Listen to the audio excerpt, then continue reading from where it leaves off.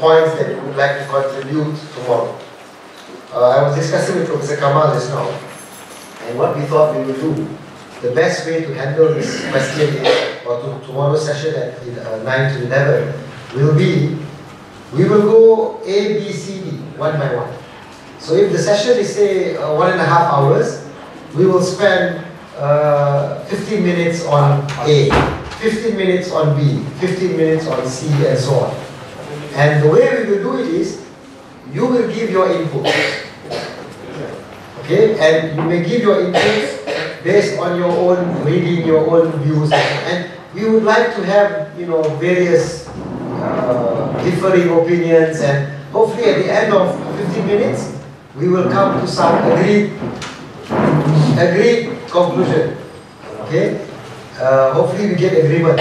If we can't get agreement, then we will agree that we disagree. Yeah? But after the 15 minutes, we go to B, we go to C, we go to F. Right? And then by the end of the morning, 9 to 11, hopefully we will be able to have a better understanding of that topic. So that will be the first assignment. And then we have got section 2, the discussion questions by area. For section 2, you should prepare according to your area. So some of you are in economics, so you look at the economics questions. Some of you are in business, you look at the business questions. Yeah, in accounting and so on. We should say all the questions, but we will have opinion on the area. Yeah, because the second session tomorrow, you will be breaking up into the groups. The first one is common everybody like this, but from 11 to 1, and then from 2:30 to 6, you will be in your own areas. Okay, with the resource people in your area. So the questions are geared towards your own area of study. So economics, for example, there are 6 questions, which we are hoping you will try to read and think of your inputs and so on that you want to give. All right? There are some materials given to you in the file, and I'm sure many of you have got your own opinions about this. So just prepare some points that you think you would like to contribute in the discussion session. Yes. Business, there are 4 questions. One of them actually is the question raised just now about case studies. Yeah. Professor Khalid actually wants to discuss this as one of the issues in business. The need for case studies, or whether there is a need for case studies. So this would be one question. And then for finance, there are also 4 questions. And then for accounting, there are 3. Okay, and Dr. Abdul Hamid may also have other points that he may bring. But the area questions will be according to your area. Alright? Unless there is anybody from economics who wants to go to accounting, this is up to him or her, but we will be discussing the questions. Now, the questions that we have put here, the area questions, are also going to be relevant for the discussion on Monday when we go to the courses. Although on Monday the discussion will be focusing on the course itself, but for example in economics, scarcity issue is central to whichever course you are teaching in economics. Maximization postulate. This is relevant to all economic theory, micro, macro, maximization postulate. Is it acceptable? So, whatever we discuss tomorrow is also relevant for the manuscript discussion on Monday. Right? That's why we want to go by area, because the target is the manuscript and the course outline. Okay. Any yes. In case of specific area, Yeah. We have already formed a team consisting of 3 members. Right. Yeah. Yes. I think in the revised, my area is accounting. Yeah. So I along with the team members can prepare the answers to this question. Yeah. Well, we leave it. We want to follow the Bangladeshi way. We leave it to you. We don't want to centralize. Because we're talking just now in Malaysia, we centralize. At least we have the course outline format being decided. We leave it to you. But I would think it's good for everybody to have their own inputs also. rather than, because I'm going to be very straightforward. When there are 3 people, if one is a professor, usually the other 2 will not say much. Right? So, what we should do, yes, by all means, discuss together, but everybody should also be having their own opinions, so that on Sunday, please feel free to raise your comment, your disagreement, or so on. Okay? But I agree with you, it should be done, because as you mentioned, the manuscripts were also 2 or 3 people. So it's good to have that group discussion, but at the same time have your... Still they will have their own opinion. But they say that if there are 10 economists, there will be 11 opinions, right? So by all means, go for that. Any other query, any other, and you are given time this evening after Professor Rashid Moten's session with you. There is time for you to have the discussions if you choose and so on among yourselves. Okay. Alright, so what we are going to do in the remaining part of the morning session, Dr. Fatima will be going over the last part of this outline format, course outline format, which is talking about student learning time. Now, I know that a couple of you did mention it may be better if we kept the questions to the end of the session. But as Dr. Fatima was telling me just now, it may actually be better as the points are being discussed for you to raise up some issue. Only thing is, I request, please raise the issues that are relevant for that part and not something else. Then at least the movement will be smooth. Okay? So it's better for us to clear up as we go along. The only thing is, try not to be too long, focusing on one part, because you have to cover the whole. I'm not sure how many points you have, but maybe you can even put a time limit of 10 minutes each thing that you are going to do with discussion, so that you will finish it by 12:30 or so. Yeah? I have to apologize, I have to leave for a while, but I will be back inshallah for the session in the afternoon. I think Brother Abdul Aziz should be coming, so he will handle the closing of this session. Okay, so with that, Dr. Fatima, please the session. My submission is the moderator should control the flow of question. Question one after another, and any question on same issue or repeated question, it is rather boring. So moderator is due to the moderator. We are not the moderator. Yes. So you should control the question. If it is relevant, the moderator can better judge whether the question is pertinent or not. So what I would propose propose, not relevant, pertinent, that should be stopped. What I would propose for this session, based on maybe the points that you have, just give 10-15 minutes maximum. You present what you want to present and then open up for question. After 15 minutes, you move to the next, so you finish it in 1 hour. Okay. Thank you. Assalamualaikum. As I was mentioning earlier, this issue on students' learning time is relatively technical. I will give you a brief introduction, and then you can see the technicality aspects of it and see to what extent you would like to discuss this, or in fact incorporate it into what you would like to have. So basically, the ministry had come up with this idea of us actually stating the students' learning time in our course outlines. So for every specific topic, we are required to propose how many hours a student is supposed to spend on that topic, and it's not just during classes, but it will include preparation time and so on. Right? So, so as I put here, the student learning time, they have measured it using notional hours. And it includes time spent inside and outside class for the student. So when we say preparation time, generally we think about how much effort we put in preparing the classes, but in this case, it's the preparation time for the student. Okay? So the ministry has set it as, for an undergraduate course, since we have a course of 3 credit hours, a 3 credit hour course should have 120 notional hours. Okay, and basically the idea is this. Yes. Any questions? Alright, okay. Right. So if yes. What do you mean by notional hours? Basically it is the hours spent on that. So it's just hours that they will spend. And I will show that in a while. Alright, so but they have termed it as notional hours. Right?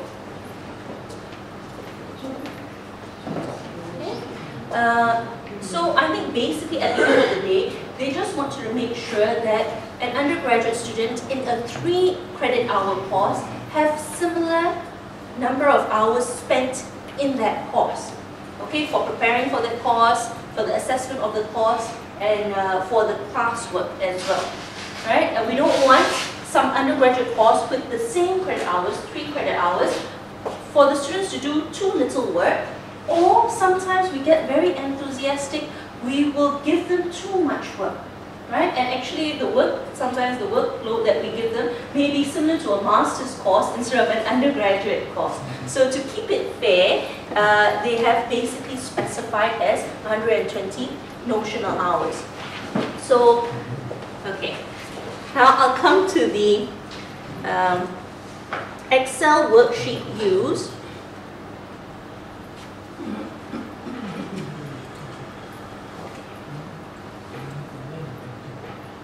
Right. So this is an example of a course, and I decided to choose this course because we were developing this course quite recently.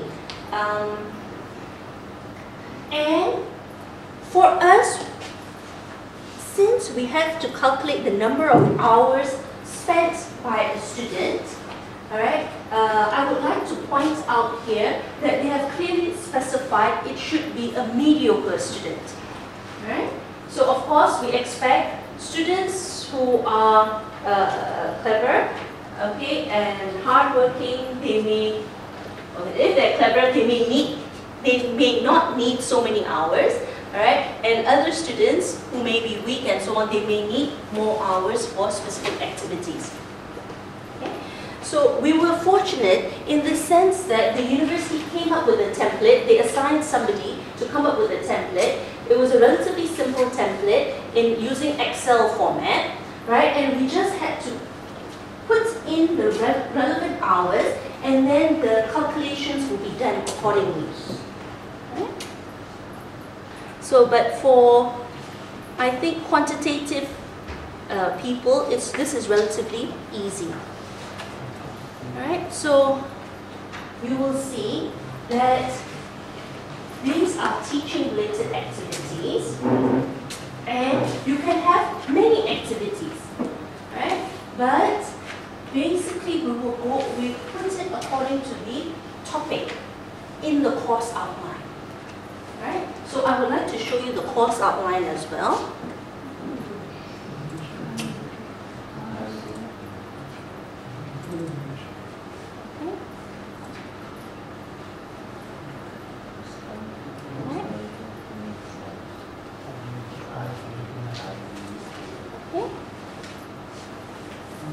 So, as we prepare the course outlines and we put the content accordingly, according to the weeks,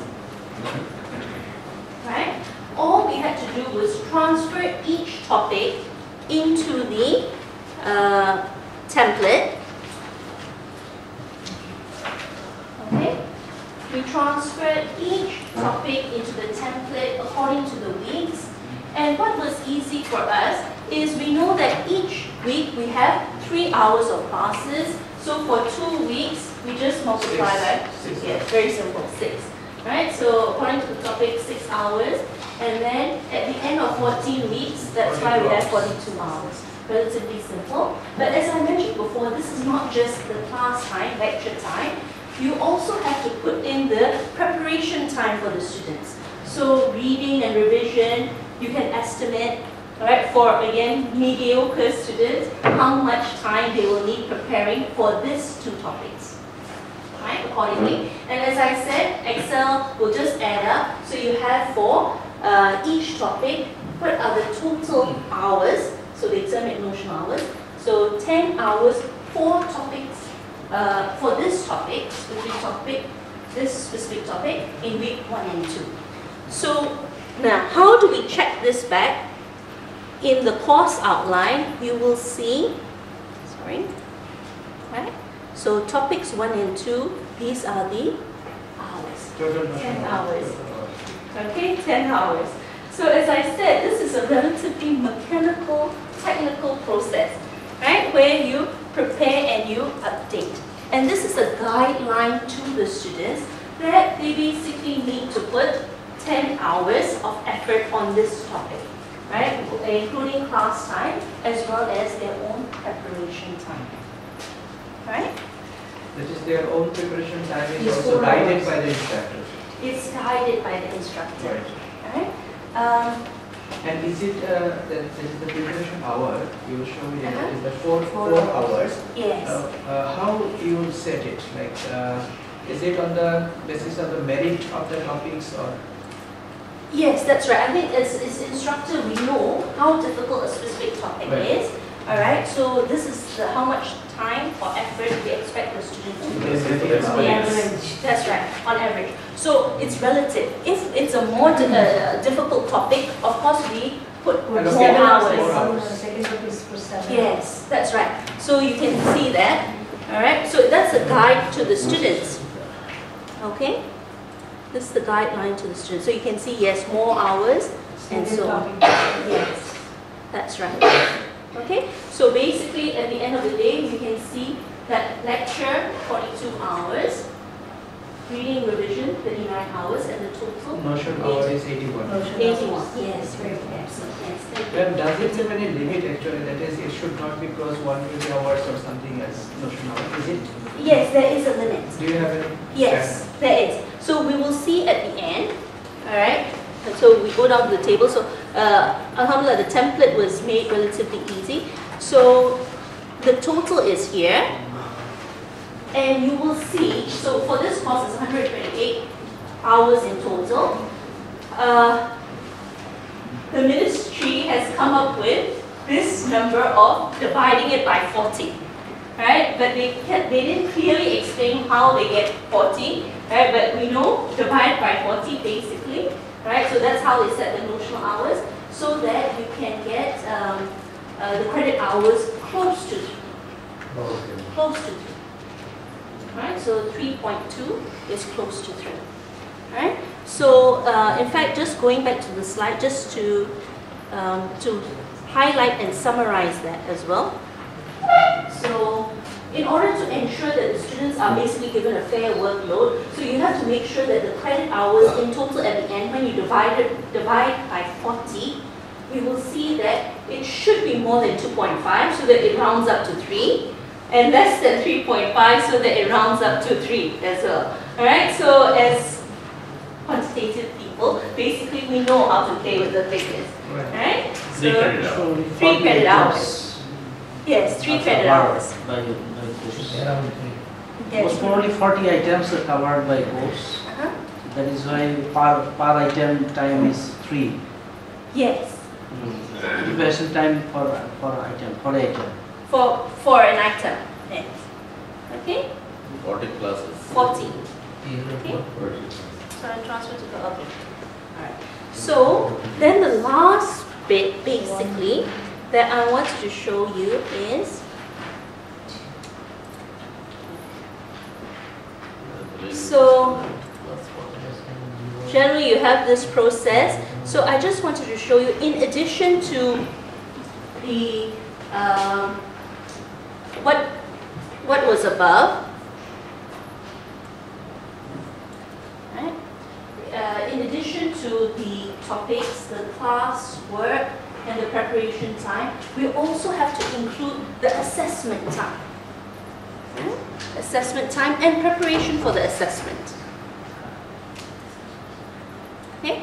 because the students will be preparing for the midterm exam, preparing for the quizzes, and so on.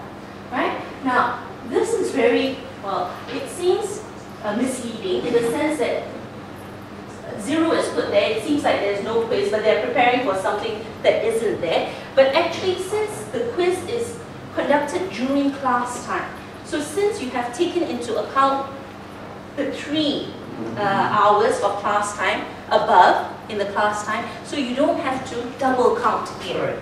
Right? It is becoming absorbed. Yes, excellent. Yes, that's right. If you want to put this, that means if you want to be very precise, say you spend half an hour of the class in the quiz, so you just put here 0.5 and you minus 0.5 from the class time. Right? Very simple maths.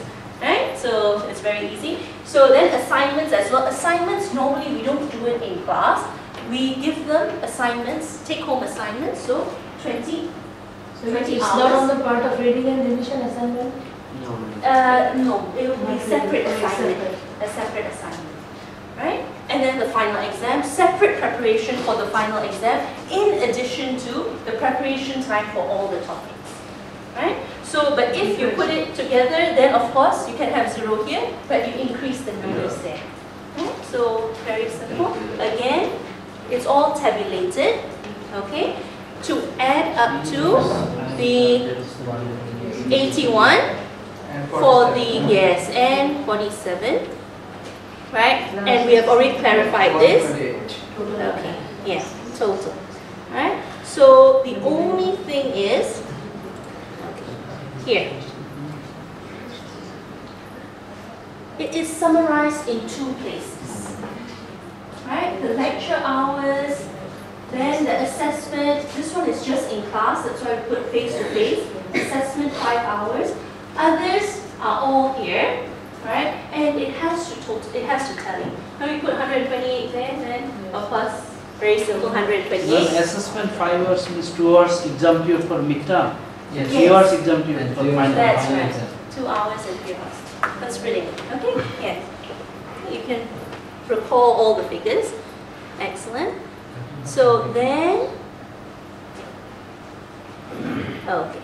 Then finally, as you can see here, right, we have for every topic, including, you will see later on, sorry, all the hours, and including the assignments, midterm, and so on, the totals should add up. So if we just add up all these totals, it should come up to 128, right? 128. Right? So again, this is just, as I said, a very mechanical process, and it's up to you whether you like to include it in your course outline, whether you wouldn't like to. That's fine as well. I do have to tell you the truth. We prepared this for the accounting department. We came up with this decision. We prepared this for documentation purposes, right? But our student, one of our students here, so is I'm declaring it as well, but we did not distribute the student learning time to the students. And the reason why is this.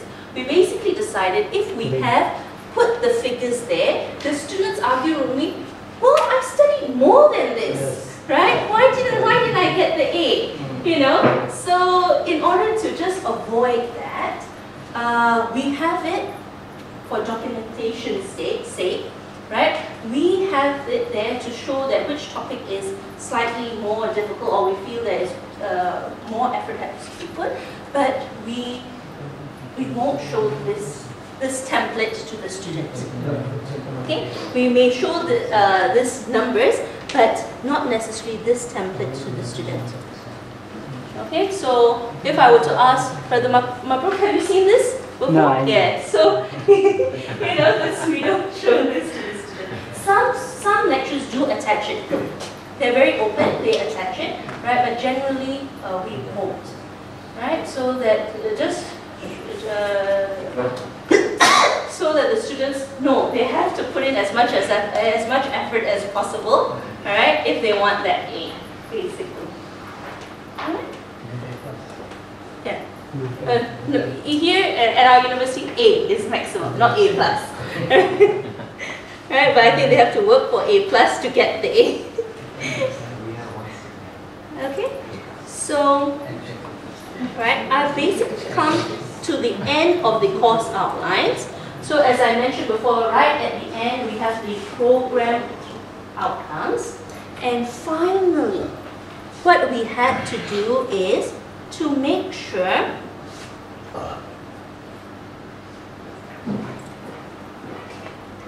the last table we had to draw up is for the whole program. So all the courses in the whole program, we had to prepare a table.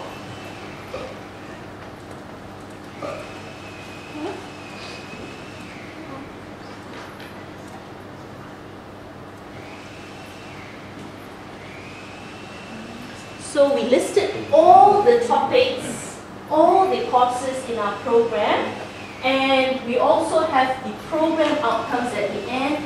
Finally, we wanted to show, and we had to show, that eventually all our 9 outcomes were achieved. Because as we know, in each course, not all the outcomes are achieved, right? So finally, we wanted to show that at the end of the program, all 9 program outcomes are achieved. So, actually, particularly the first learning outcome is mostly achieved. yes, of course. Yes, thank you. That was Good the point. philosophical part. The first one is knowledge. Knowledge. Yes, knowledge. So, of course, generally, every course that we have must have the element of knowledge, right? So, of course, right, that should be 100%. The others, maybe we have some contributes to certain skills, some we have other skills which are assessed, right? But at the end of the whole program, we have the knowledge as well as the skills. And your student is mostly knowledgeable, but very less in leadership. Yes, very good evaluation there, yeah, observation there, yes, excellent, yes. Our courses seem, very few of our courses seem to be able to assess leadership skills, right? So we hope that it is taken care in our co-curricular activities, so we have put it there, co-curricular activities, but how do we assess that? That is the main issue, because they insist that it has to be accessible. You know, we have to be able to test it, basically, evaluate it, right? Okay. So, okay, that's basically all I have, because I've already shown all how we transfer to the SLT and course outline. I actually thought it would be more complicated than that. Definitely at our faculty, we made more issues, we brought up more issues. I think you found it relatively easy, alhamdulillah. Alright, so that's basically it. So if you have any questions, we can maybe share your views, anything that you would like to clarify. Thank you for a very good presentation. Thank you. You like it brief? Yes. In your learning outcome and assessment. Could you please go to the next Oh yeah, sure.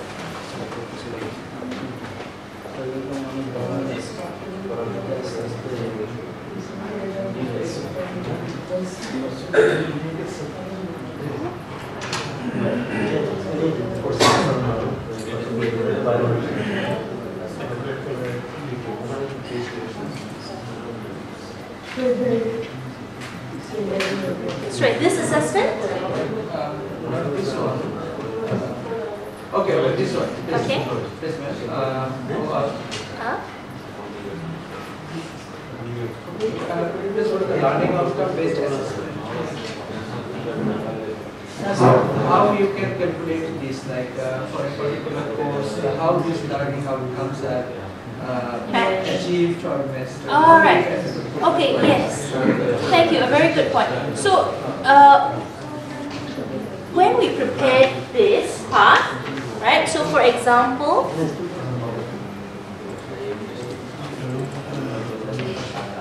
like it may be knowledge, the first one.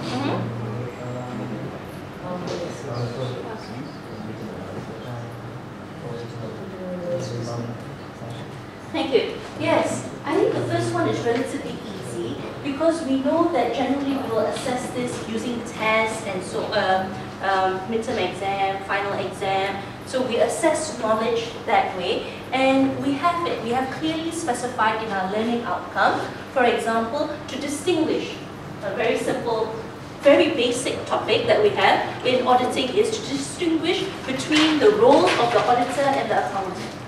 Right? So we'll have it in the exam questions and so on. Right? And then we will say, okay, we can meet the first objective.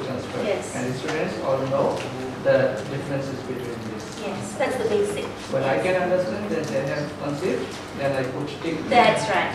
Right. So then we summarize this into that matrix at the end. Right? So if we have, for number 1, we have met this program outcome, then in the matrix at the end, we will tick number 1 for that course. The end of all things in the course, you have to submit this thing to the dean office. We have to Practicing a course, and this report we will submit to dean. Every semester we submit it. We have to submit it to the to the dean first, because so that's why you can see that at the end actually there should be a signature. Prepared by. Yes, prepared by whom, checked by the head of department, and then approved by the dean. And then it will be compiled, so when the auditors come, we can show this. We can show this. Oh, And you have post coordinator as well first. yeah, well, It will be audited. it will be coordinated first. Yes. Yeah. In Right, and it will the be audited. faculty level or departmental, is there any evaluation system regarding this? What's the performance? What outcomes we have and what is our lackings? Is there any? Specifically, no, but in the sense that when we prepare it at the beginning, that's why Prof. Aslan was mentioning about team teaching. So that's why we have one coordinator, but we have a team to evaluate each other.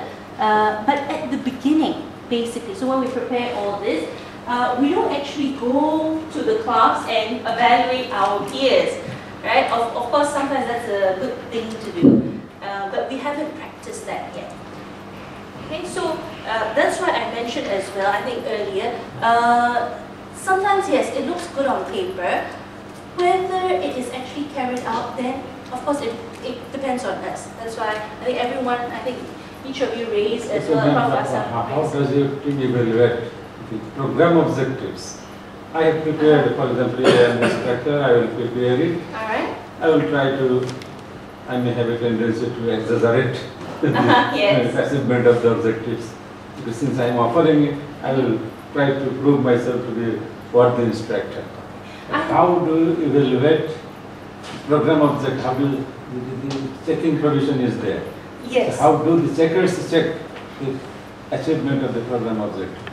I think the first step, of course, as I mentioned, is the team sets it up together, and then so that it is fair. How does the team work actually? That's my question. All right. So basically, they'll come together and then they'll discuss, and then they'll always, like for me, it is always improved every semester. We have to update it, the course outline every semester, to make sure that if there are any deficiencies in the previous semester, we will improve on those deficiencies. So we do that kind of assess ourselves. Okay, ma'am, you do, I know that. But my point is, Let me defer with you. how will the team check the deficiency of the program objectives? How does the team Measure the deficiency. how do they measure the deficiency? I think more subjectively, not very objectively. It is more subjectively. So when we come together and then we reassess ourselves whether certain things were met or whether it is deficient. All right. So we have, of course, our own. We narrate our own problems and so on. The problems that we face in carrying out the class.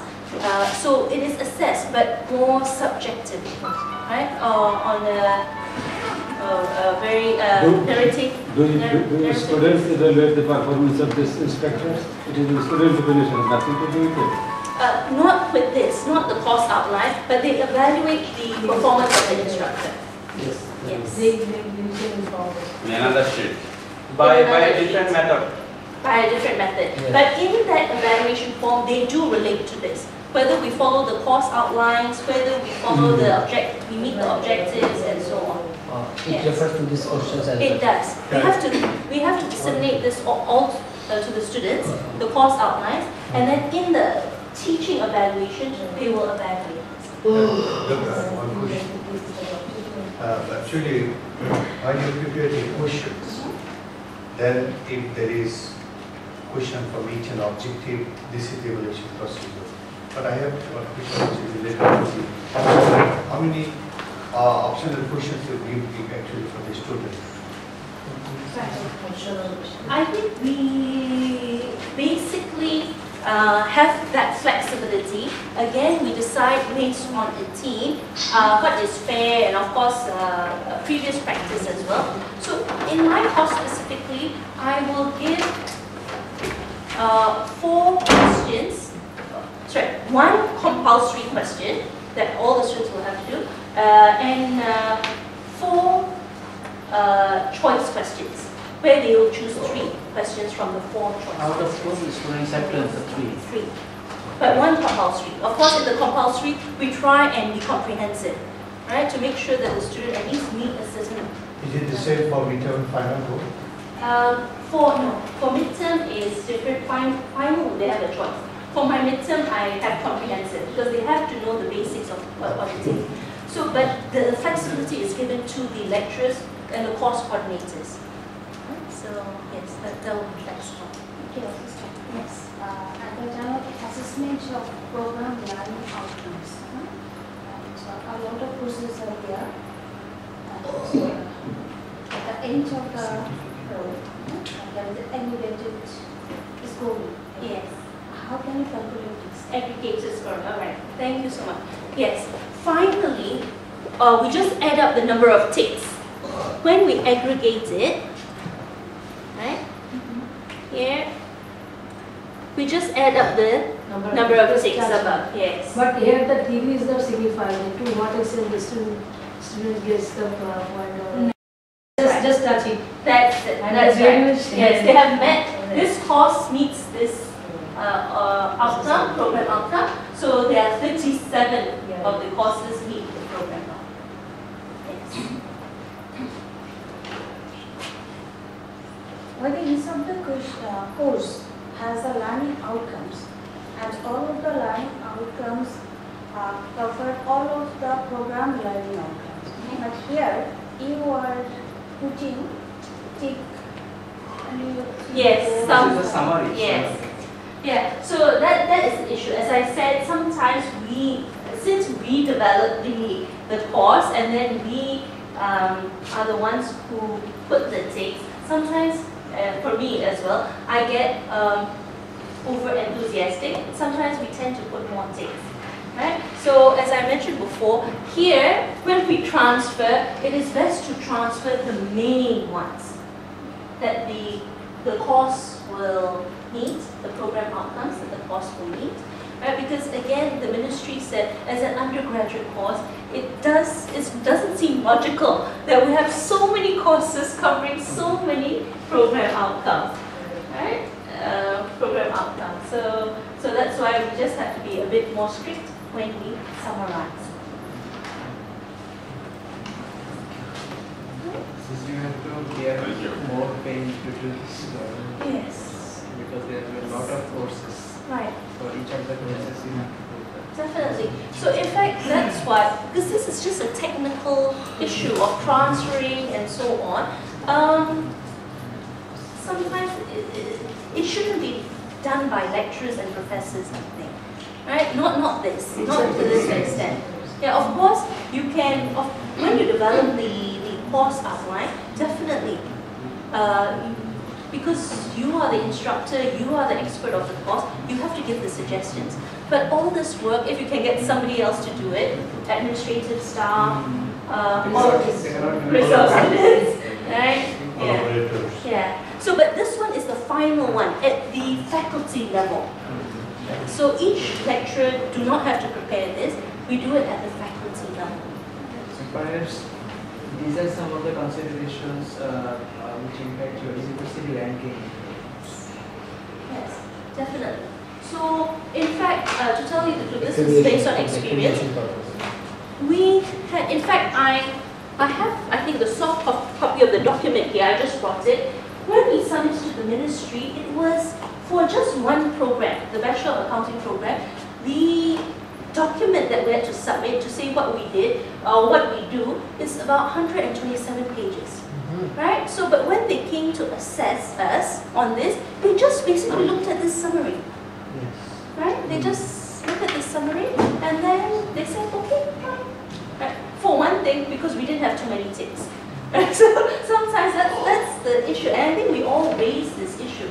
It's all good and nice on paper, alright? But sometimes we are working to pleasing the ministry, right? Of course, there are some benefits. Of course, we just make sure that, yes, all outcomes are eventually covered. Right? Because I know, and in fact, they have shared experience with us, there are some programs at certain universities that they haven't evaluated this for over 20 years. They haven't updated their program, they haven't assessed to see whether the program objectives are met and so on. So just to, you know, make sure that at least we meet a certain standard, at least the minimum standard. Of course, it's up to our conscience to do better than that, right? But at least if we meet a minimum level of standard, I think that is what they actually was trying to do. And what is the present position of IIUM in the total university ranking of this country? You mean the national ranking? National ranking. Okay, that is a very sensitive question in, okay, debatable question. Of course we think we're the best. Alright, yeah, the question is, of course we think we're the best. Alright, well, I personally think we're the best. Is there any? There is ranking, but this is the issue. You see, everyone is going towards research university, right? And it is, of course, there is some benefits to that, all right? But there's also another school of thought, and it comes from many of our lecturers as well. Our objective is to educate the youth. The majority of our youth are undergraduate students, and they need our attention. If they need our attention as well, should we sacrifice that by doing research and becoming more prominent in the world, right?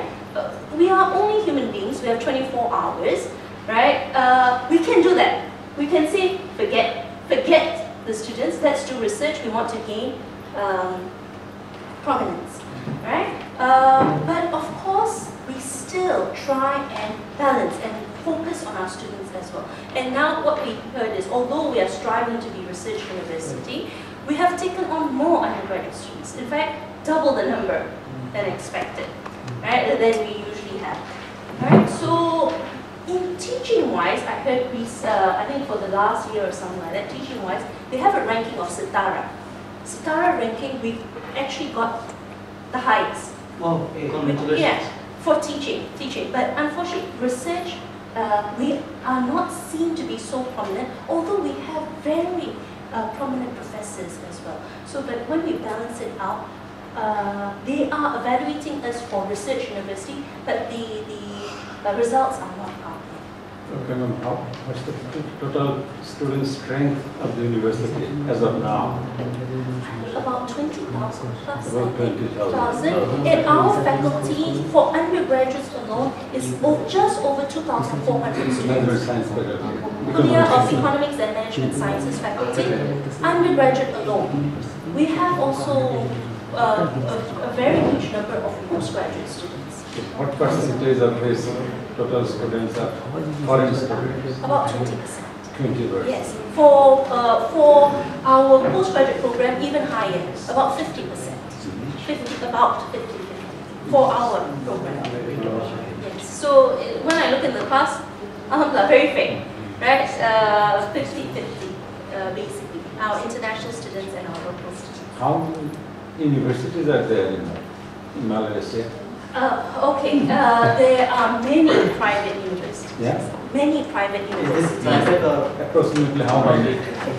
That's also a very good question. But public universities about 20. The ones offering our accounting program undergraduate alone is only 10. For accounting, because we have actually looked at it, there's only 10. 20 public universities. About 20 public universities and Many only 10 private universities. many private universities. Sorry, your question again? What about the status of IIUM, public, private, or? Oh, okay, that is again a very debatable question. We were established not under the Universities Act, like other public universities. We were established under the Companies Act because right from Private university. That's why we are half-half, and we always have. That's the problem of being half-half. We needed to use English right from when we were first established. English as a medium of communication or Arabic. So in our public universities, the medium of communication was initially Bahasa Melayu, Malay. So that's why we couldn't set up as a public university. With giving money to the staff. The government. Yeah, so that's why if you were to ask us, nobody can give you a straightforward answer. Right? So, as I realized, so many close monitoring and supervision from ministry side. Are there capable personalities in the ministry to supervise all these things, to understand so many technical things? And are you, as a faculty or as a academic personality, are you happy with such monitoring and interfere in this higher education? Alright. This slightly related to this. Yes, since the ministry is giving us money, excuse me, we have to fulfill this. Alright, and then to meet the standard requirement, I think we have to fulfill this. Are we happy? I think the question comes down to, are lecturers ever happy? We always want to have better, we always want to do better, right? I think the technical aspects, mechanical aspects, sometimes we always question why, right? But I think sometimes... So many group they don't know these such things, but they are interpreting these things. But as a faculty, academic personality, you don't like this. Yeah, we have to. That's the thing, we have to. If we want to be recognized, we have to. And I think it's not just Malaysia. If we want to go at international level, this is the issue. We have to. Yeah, this is what you have shown today in your presentation. This is very much rigorous, I have to say. And I'm very grateful to you for the presentation. And there is a question from the audience about the efficiency of the students, about the outcome, about the impact. But I think, although you have pressure from the ministry side that you have to do this one, that from this exercise, I think it is developing awareness among the teachers at least. That's 20 years. If this is not done, what is going on, they do not know. That's right. But at least I think it is developing awareness among the teachers, what they need to do.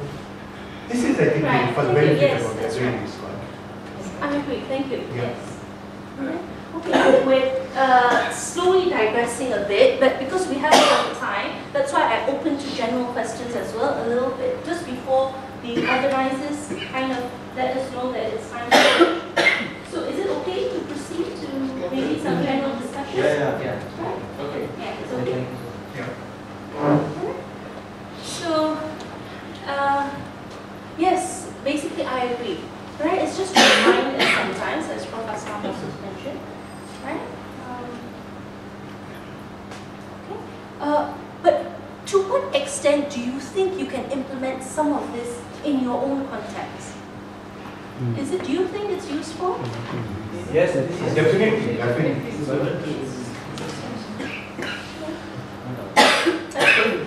Glad to hear. Definitely. But one thing is what I should mention here, there is with confusion, what is come from the Malaysian perspective. I have also seen while I was staying in Malaysia for 5 years, that every time you refer to ministry, that this is the compulsory. But in our case, I think, in fact, professors, they enjoy, universities, they enjoy, I think, little bit the independence.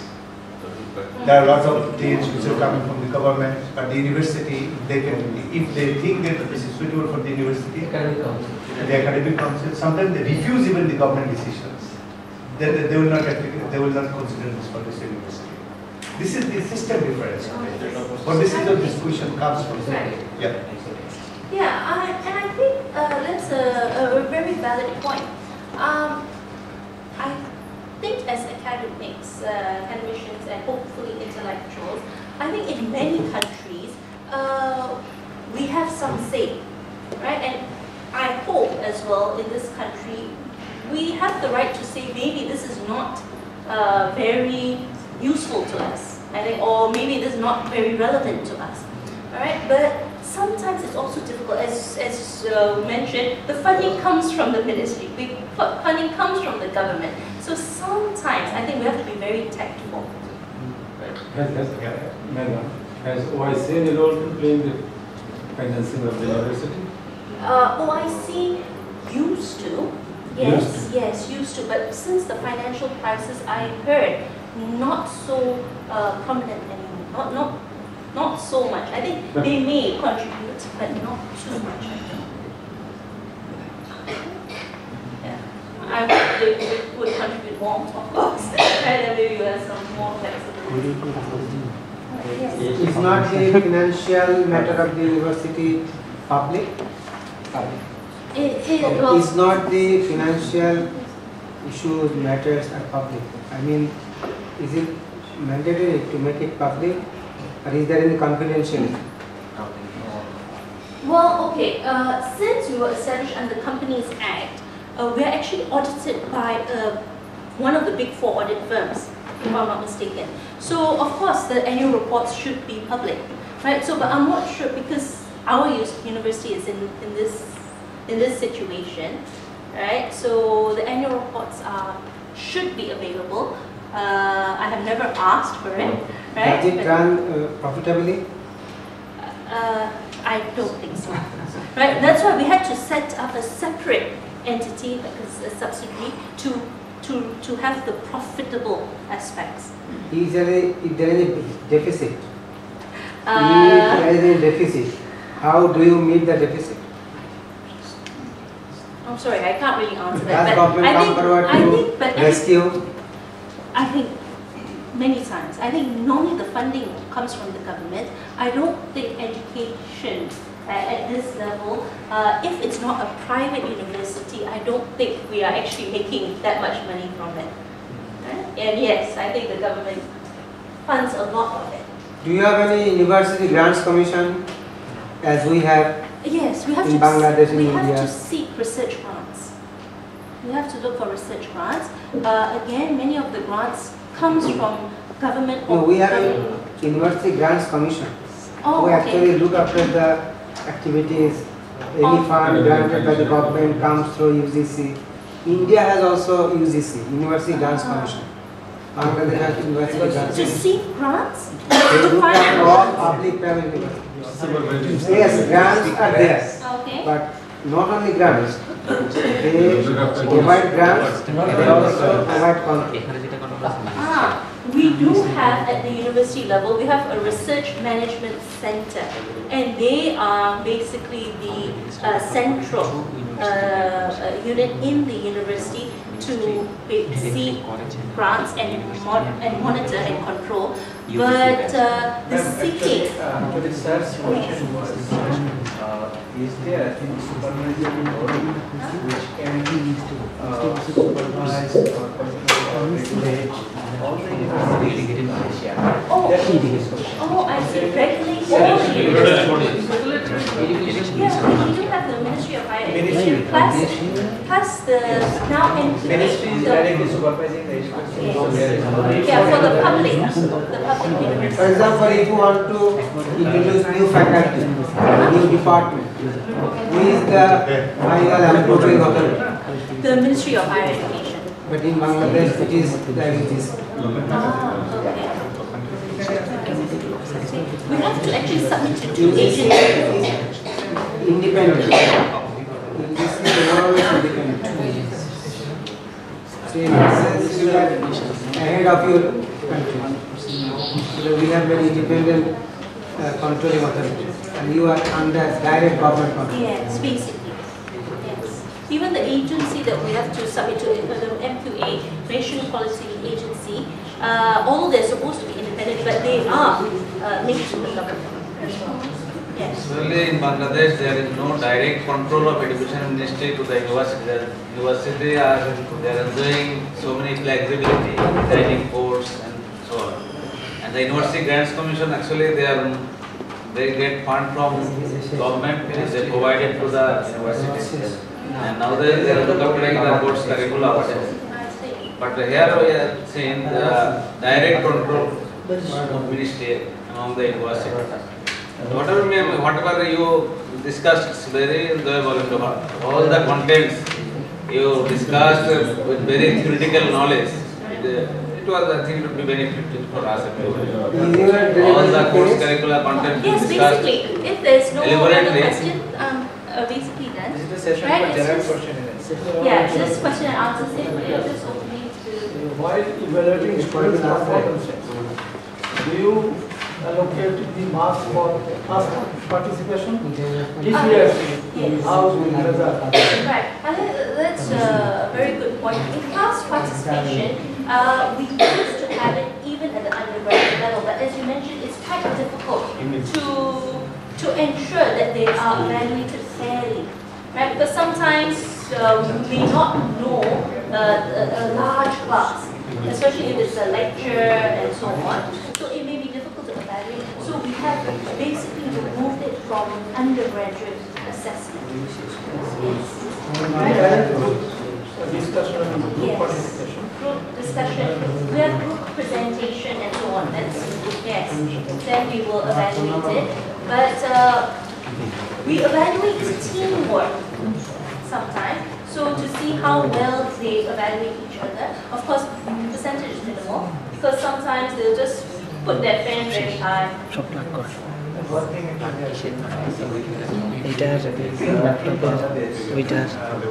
We have set up our university that is called IIUC.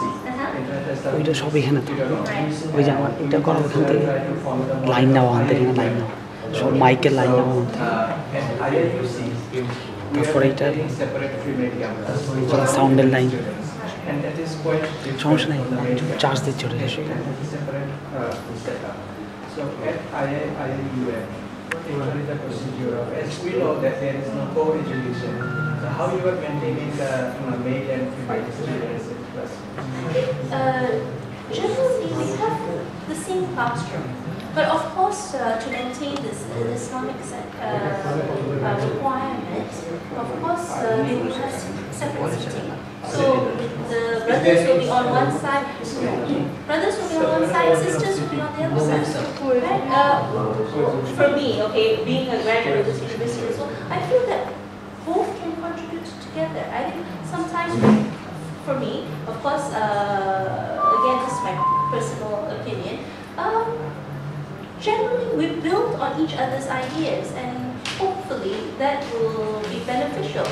I'm not sure whether actually, Dr. Siti Normal, sorry, may I just ask your experience as well? Generally, we have no problem, right, at IIUM when we have brothers and sisters at the same class, right? I think because Dr. Siti Normal has been teaching there a long time, I think.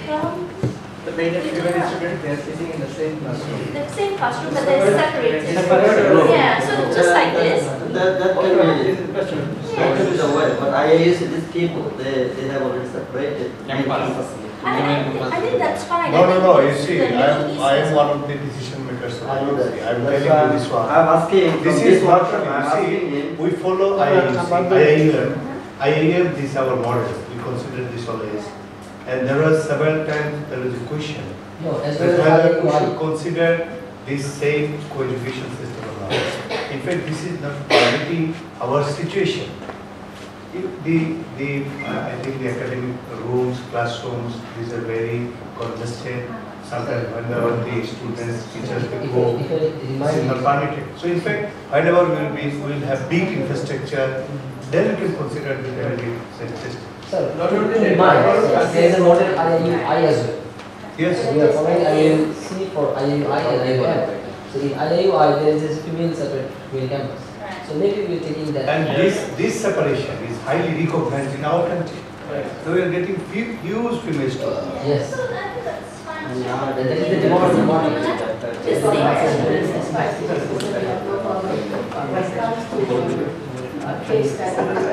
আমাদের দেশে তো ইসলামের লোকেরা education সমর্থন করে এটাই তো মূল কারণ আপনি শিক্ষার So I think it's fine. Basically, if it's effective in each situation, I think that should be fine. I have a practical question. All right. Related to this, right? Thank you. Putting street is hypothetical or justified? I think it should be justified. Definitely. Zakat accounting. Is there any practical skill is absent? Zakat accounting. Number two. Okay. Practical or technical skills. Oh, all right. I think zakat in this context, yes. There is no practical skills or technical skills. So I think basically we follow based on the course outline given by the lecturer as well, and as you said, main component. I think in this case, the one be the course. same if another individual is assessed put in T. Well, I think that's why I think here in this case we maybe undervalued certain things, alright? So in this case, I think there was more theoretical. The course itself was more theoretical, so there wasn't calculations, minimal calculations. So that's why when we transfer Company the law, there is no practical skill. Yeah. Commercial law, zakat accounting and auditing and governance of Islamic. Advanced, taxation and all that, they have the practical, so the calculation. Accounting, auditing and governance of Islamic. This is an elective course. It's an elective course. So yeah, basically we refer back to the course outlines depending on what the lecturers propose in the assessment, so we will behave accordingly. Yeah, but yes, it's true. It may be subjective as well. Zakat accounting has a social effect, Yes. but fake for economics has no effect in society. No, I think it should. It should. Right? Sometimes as well, I'm not sure about that. I think it should. It does. So what is the base for putting T? No, I think normally we follow the course outlines and the assessment of the lecturers themselves. Right? Based on the assessments, we see whether they are assessed, they are evaluated. But as I said, it could be subjective. You're right in pointing out. It could be very subjective. And you could debate. You could argue. It was really lively session. Yes, thank you so much. Thank you so much. I thank everybody and the organizers. Zakat accounting has no lifelong. It should be, I think. It should be. Right, sorry. I'm not sure about the organizers. Lunch ready? You could not come here, that's why we can announce. Thank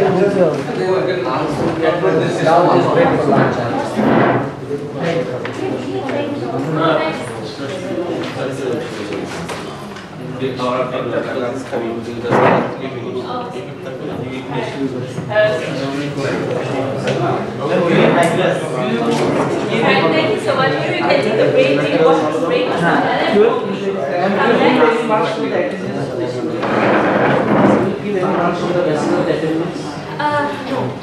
no, not attendance on the students. They are required to attend at least 80% of the classes so that they can take the exam. Okay?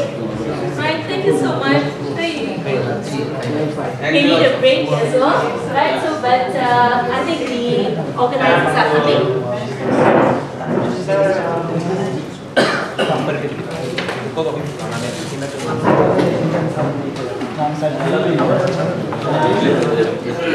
Yes, that's right. If anybody would like the slides, I will ask Fatima Abdul to save it.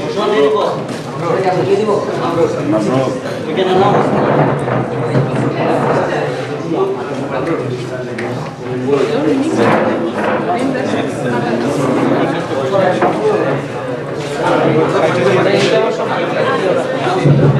So, Assalamualaikum. Just to mention that our session is already finished. So we now free for lunch, and then again we come back at 2:30 for the next.